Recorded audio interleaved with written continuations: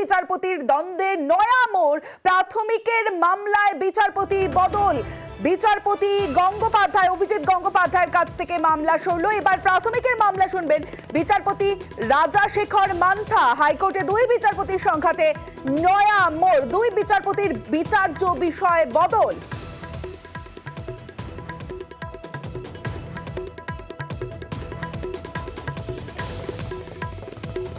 সরাসরি চলে যাব, অর্ণব রয়েছে আমার সঙ্গে, অর্ণবের সঙ্গে কথা বলবো। অর্ণব, একদিকে আমরা দেখলাম যে একটা মামলা থেকে সরলেন বিচারপতি সৌমেন সেন, অন্যদিকে বিচারপতি গঙ্গোপাধ্যায়ের কাছ থেকেও সরল মামলা। এই দুই মামলার ক্ষেত্রেই ভবিষ্যৎ কি জানতে চাইবো।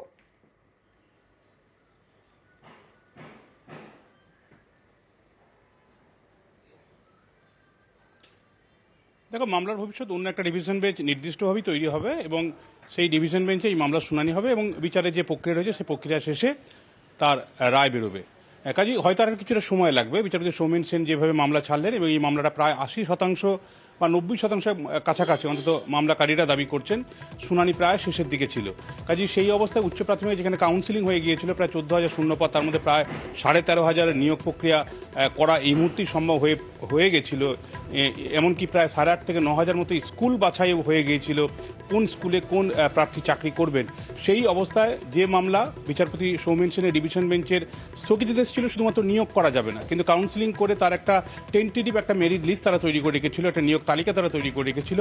এই অবস্থায় ডিভিশন বেঞ্চ বদল করা মানে কিছুটা হলো সময় নষ্ট হলো, এটা বলছেন অনেক আইনজীবী। একই সঙ্গে চাকরি প্রার্থীরাও হতাশ, তাই তারা আজ বিক্ষোভেও সামিল হয়েছিলেন। অন্যদিকে বিচারপতি অভিজিৎ গঙ্গোপাধ্যায়ের বেঞ্চ থেকে মামলা সরে যাওয়া আমরা যদি দেখি 24 এবং 25শে জানুয়ারি 2024 অর্থাৎ 2024 সালের এই দুটো জানুয়ারি মাসের দিন কলকাতা হাইকোর্টের ইতিহাসে একটা অন্যতম বিবেচ্য দিন হিসেবে বিবেচিত হবে।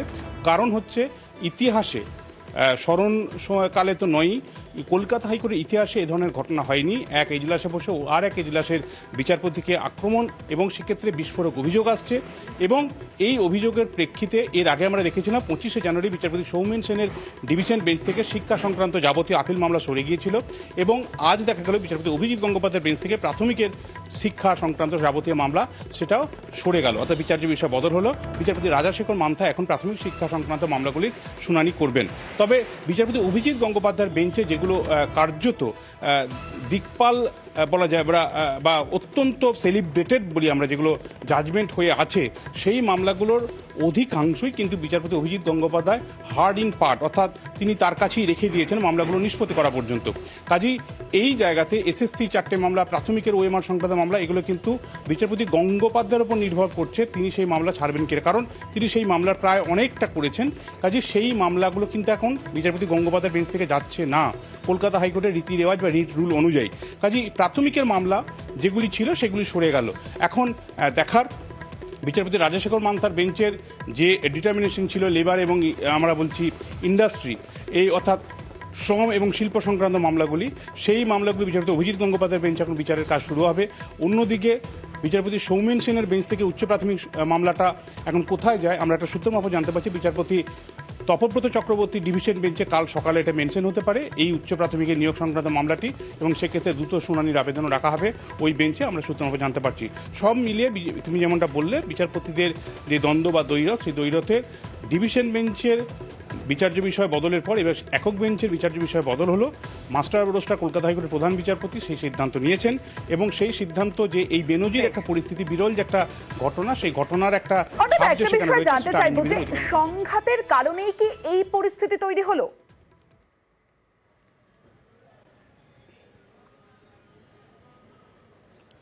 দেখো, আইনজীবীদের অধিকাংশই বলছেন 2024 সালের 24 এবং 25শে জানুয়ারি এই দিনটা অত্যন্ত উল্লেখযোগ্য একটা দিন বা দুটো দিন।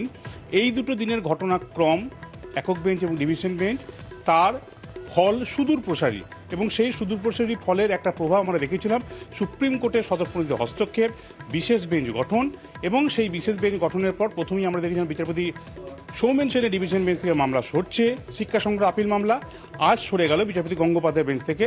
আইনজীবীদের অধিকাংশ কিন্তু এই জায়গায় একমত, বিচারপতিদের মধ্যে যে বেনজির একটা ঘটনা ঘটেছিল, বিচারপতি বনাম বিচারপতি অনেকে বলছেন, বা এই বেনজির সংঘাতের পরিস্থিতি দেখা গেছিল, তারই এটা ফল বলে আইনজীবীদের অধিকাংশ বলছেন। যদিও একাংশ বলছেন যে এটা কলকাতা হাইকোর্টের প্রধান বিচারপতি পারেন, যেহেতু তিনি মাস্টার অফ রোস্টার, প্রশাসনিক প্রধান, তার এই ক্ষমতা রয়েছে কোন বিচারপতি কোন মামলার বিচার করবেন তিনি সেটা নির্ধারণ করতে পারেন। কিন্তু এমন একটা কাকতালীয়ভাবে এমন একটা মুহূর্তে হয়ে গেছে সেটা, তাতে কিন্তু ওই প্রথমে যে অংশের কথা বললাম আইনজীবীদের, তাদের যুক্তিটাই অনেকটা বেশি সঠিক বলে মনে হচ্ছে।